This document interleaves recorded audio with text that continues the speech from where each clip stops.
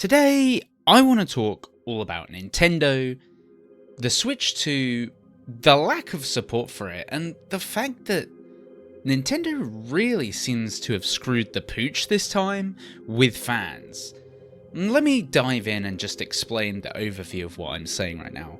This is after news has come out recently about Nintendo Switch 2 dev kits not being widely available to developers, especially indie developers, and Nintendo actually telling people to release their game on the original Switch, even though the Switch 2 is there. They're saying, go ahead, release on Switch, and maybe do a patch later or something. That, to me, is absolutely insane, considering the console's been out a few months now. Why? Surely you want the best games possible on your Switch, brand new Switch console.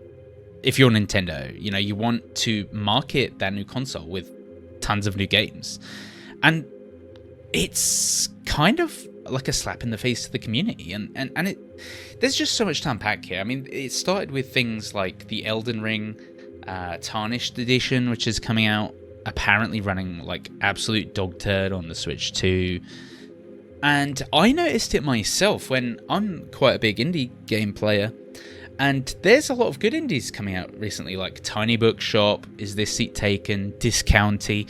And they all released on the Switch, and they support the Switch 2. Oh, and UFO 50. They support the Switch 2, of course, but there's no upgrades for the Switch 2. Surely with indie games you could just blast that thing to 4K and it would run absolutely no problem on the Switch, both in handheld and on the Switch 2 and handheld and dock mode. So I started to kind of get alerted when I was like, these are interesting games, but none of them are coming out on the Switch 2, really, or being marketed for the Switch 2. And then now all of this other stuff has come to light.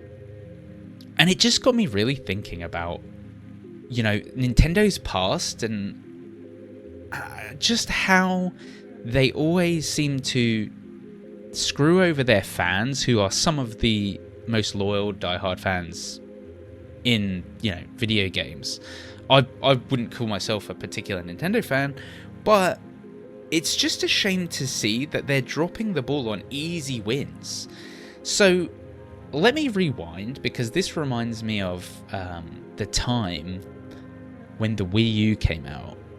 And I bought a Wii U, I think in 2015, for Splatoon, because it was so cool. And they also, by that point, I knew it was like a console that hadn't sold well and all of this stuff, and it was probably gonna be killed early, but Splatoon was cool, the tablet was cool, they had some cool ideas, and they promised us for years and years and years, 5-6 years of the Wii U's life cycle, that the Zelda Breath of the Wild would be coming out on the Wii U.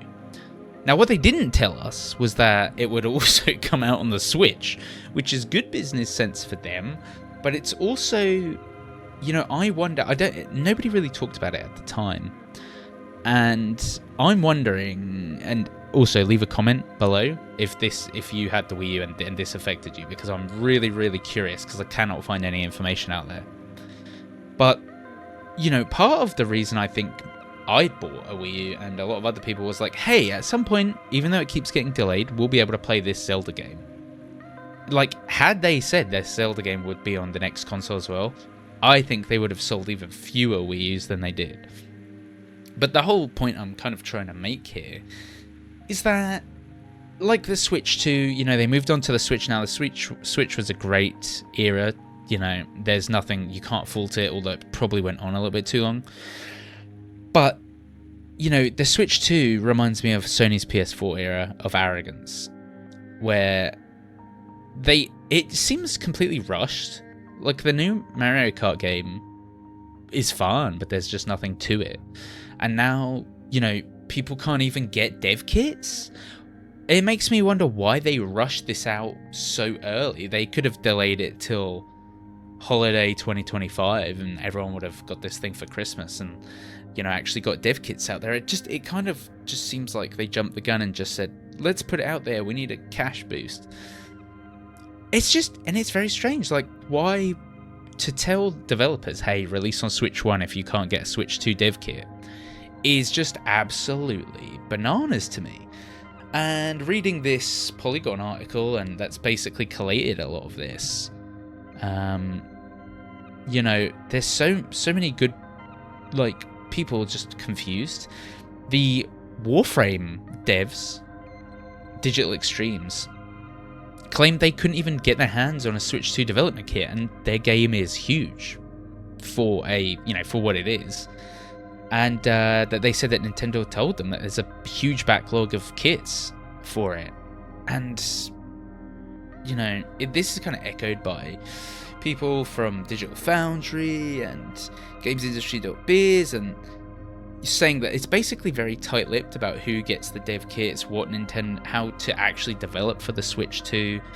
And even if you look at Silksong, it's coming out on Switch with a kind of Switch 2 patch, performance patch, but like, it means no Switch 2 dev kits means that nobody can develop their game properly on the Switch 2 to take advantage of all the great graphics and that from the ground up. Yeah, they can put a patch in their current game to make the frame rate better and things like this, but like, do we want that? Or do we, like, I don't want 720p on my huge OLED TV in 2025. I want 4K so it doesn't look terrible. So there's a lot of weirdness going on. And I think the thing with Nintendo right now is I would say they're always going to have diehard fans, but they're just slowly losing kind of people's confidence. They've certainly lost mine, where it's like, if you're going to release a console, can I just actually have some, can I pay you, give you my cash to play the games on that console? And like, take my money, please.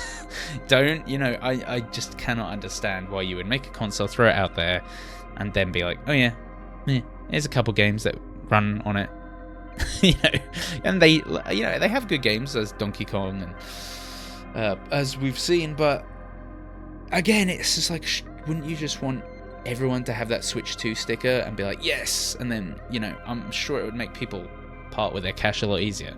Because at the moment, it feels very last gen, and you just have to question why you would buy a Switch 2 console when it's just like, they're still supporting the Switch so hard. So, yeah, I think Nintendo have kind of snubbed consumers again, and this goes back, I get, at least to the Wii U, for sure. The Switch was great, but it was a big make-up. That was their make or break point after the Wii U of like, if this doesn't work, we're out. But let me know what you think of it down below, and whether it disappoints you or whether you don't care. Are you just playing a Switch, just buying the games and being like, whatever, shut up.